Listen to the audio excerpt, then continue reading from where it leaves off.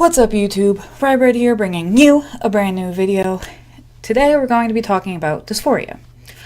I had in a previous video kind of talked about the different tools and methods that a person could use to help their dysphoria, but I didn't really talk about the different kinds of dysphoria because there is a few different types of dysphoria that might affect your life in different ways. The first type of dysphoria is gender dysphoria.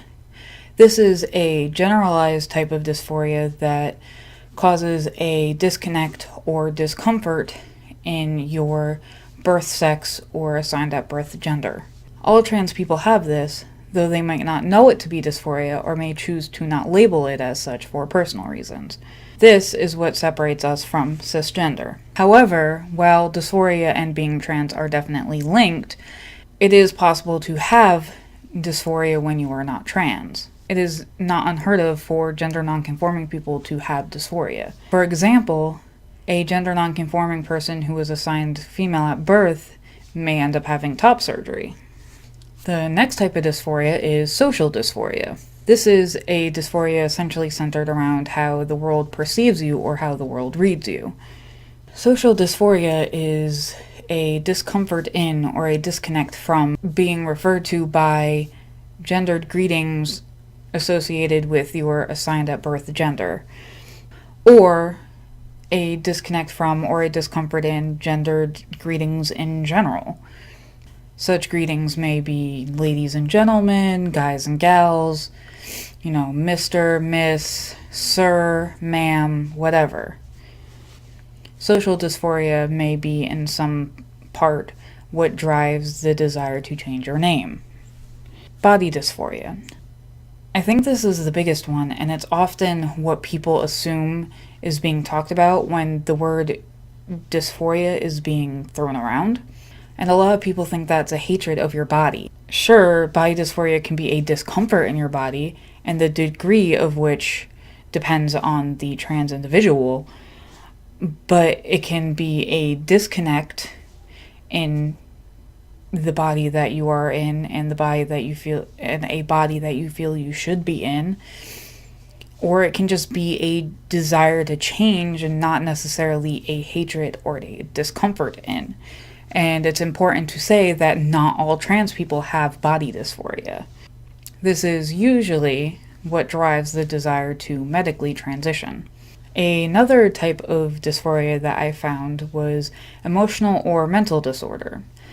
Though it was being thrown around in lists of types of dysphoria, the definition was a little bit harder to pin down. From what I could glean, it's a discomfort in or disconnect from thoughts or coping mechanisms that are learned from being socialized as your assigned at birth gender or associated with that gender or stereotypical of that gender. I actually found a post about different types of dysphoria on a forum called Empty Closets, and I found a response about emotional/mental dysphoria that just resonated with me, so I'm going to post up an image of it here, but I'm also going to read it on camera. Talking about mental/emotional dysphoria. I used to have this and still do pretty bad. For me, mind dysphoria is emotional dysphoria, which means that I get upset with how I handle my emotions. I get dysphoric when I think my thoughts or emotional reactions are too typically female. I also get dysphoric about my emotions when they get too girly in my head. This also affects my writing to a certain degree, and I get really self-conscious that my writing might be perceived as female because they are male thoughts. For a long time, and even still, mind dysphoria keeps me from easily crying, especially if there's people who might see. Not because I don't think men cry, but because I'm afraid that if people see, it will reinforce this idea that I am female. But that really resonated with me, and I wasn't expecting to identify with a post about emotional dysphoria so much.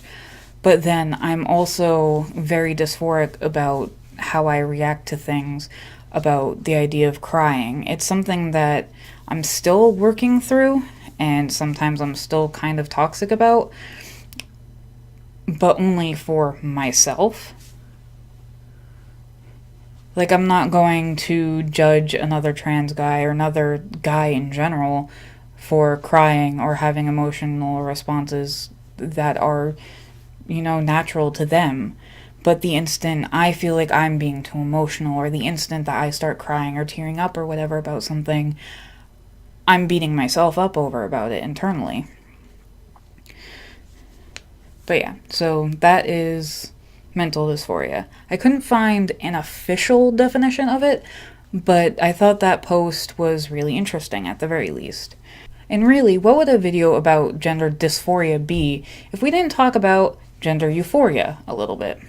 For me personally, I kind of consider gender euphoria and gender dysphoria to be kind of two sides of the same coin, essentially. Gender euphoria is a positive feeling, a connection to, a comfort in things typical of the gender that you identify as, the gender that you know yourself to be. And in my personal opinion, this euphoria is something that you can't really feel unless you feel the opposite, you feel the lacking. There are people who disagree and say they only feel gender euphoria. And while I don't understand, it's not necessarily my place to judge. I can only put my own opinion out there and make sure it's not taken as fact. I also wanted to touch on body dysmorphia a little bit, just because it tends to be confused with dysphoria so frequently. Body dysmorphic disorder is not trans-related. It is a disorder characterized by an obsessive idea that some part of your body or your physical appearance is flawed in some way that needs to be fixed drastically.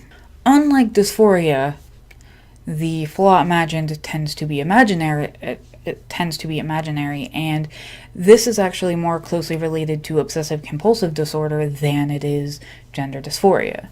Gender dysphoria is its own thing. It's related to being trans or just generally not being cisgender, whereas body dysmorphic disorder is also kind of associated with eating disorders, but that's also something completely different. But basically, at a very shallow top-down look, dysphoria and body dysmorphic disorder look the same, but they act differently, and upon closer examination, they are very different. I just thought it was interesting how often I say that I'm dysphoric and people start talking about body dysmorphic disorder. But yeah, that was talking a little bit about dysphoria. If you have any questions, I have so many different ways to contact me down below. Comment, whatever. But thanks for watching, guys. Bye!